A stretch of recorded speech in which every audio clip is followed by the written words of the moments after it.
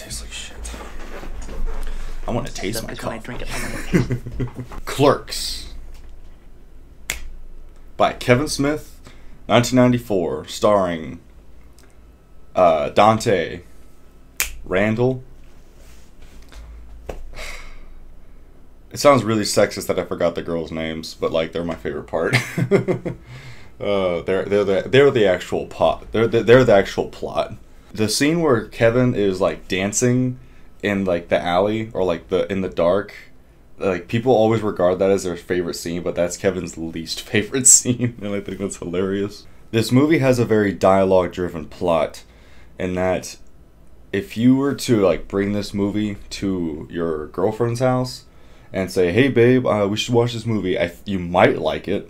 And then you watch the first few minutes of it, and then you start making out, and then you stop making out, and then you start talking about each other's exes, and then suddenly Randall's just giving Dante the facts of life. This job would be great if it wasn't for the fucking customers. I'm a huge movie buff, so you can imagine my anguish when I'm in the movie theater and someone whips their phones out.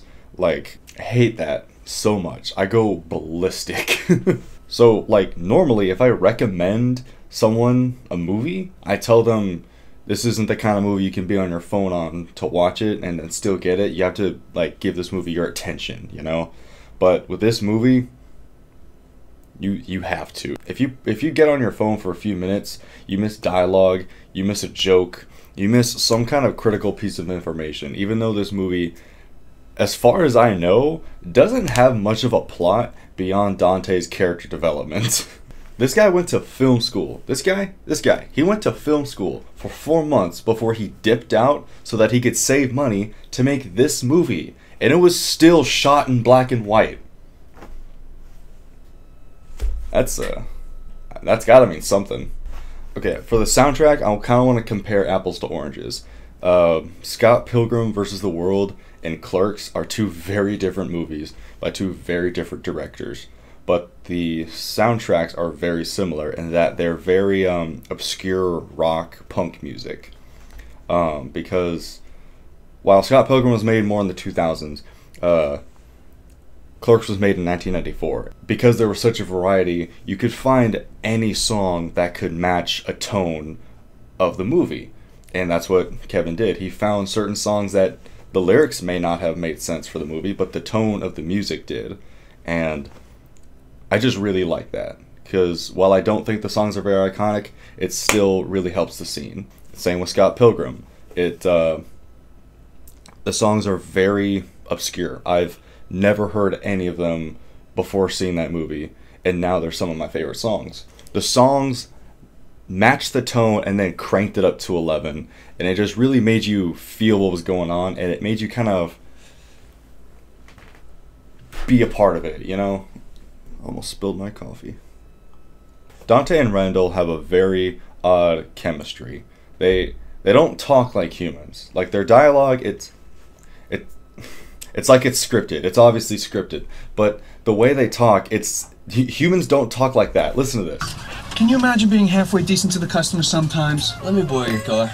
May I be blunt with you? If you must. We are employees of the Quick Stop Convenience and RST Video, respectively. As such, we have certain obligations, though they may seem cruel and unusual, does mean manning the store until closing. I see, so playing hockey and attending wakes, these practices are standard operating procedure? There's a difference. Those are obligations. Obligations that couldn't been met at any other date. Now, renting videos, that's just gratuitous, not to mention illogical, being that you work at a video store.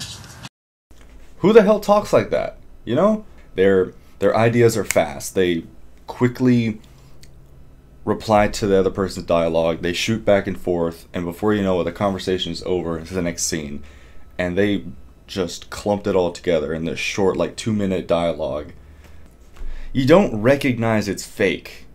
You might, depending on the viewer. I don't recognize it as fake, but you know it is because of how fast it's going, but you still feel like it's real, you know, because they're talking about weird stuff, dumb stuff, you know. I don't know, I just really like the dialogue because I've never seen it executed like that before or after watching this movie. I just realized that the lighting probably looks really bad with my hat facing forward, so boom, now you can see my face, now you can see my eyes, and I'm looking at you guys. Okay, so the story takes place at this fill-em-up station, and Kevin Smith actually worked there while he was filming it. And some of the scenes were filmed during the day, obviously like the hockey scene or any scenes filmed outside. But more often than not, if I'm correct, they filmed at night when no one was working there. And they just had a key, they just went in there and filmed. And for some scenes, Kevin Smith was literally asleep. I don't know much beyond it, but I heard he was asleep for the fight scene. The fight scene. Yeah, I don't really have much else to say about this movie because I don't want this to be like a 20-minute long video. It's a great movie. It's definitely niche. Its audience is niche. So like, if you don't like the first half hour of it, you're probably not gonna like the rest of it. So just go ahead and turn it off. But if you can brave through it, do it because it's got some funny jokes in there. Like I love the I'm not even supposed to be here today joke. I really enjoyed it. It's definitely one of my favorites. If you can't get through the first half hour of it, you probably are not going to like the rest of it, but I will always recommend giving it a watch.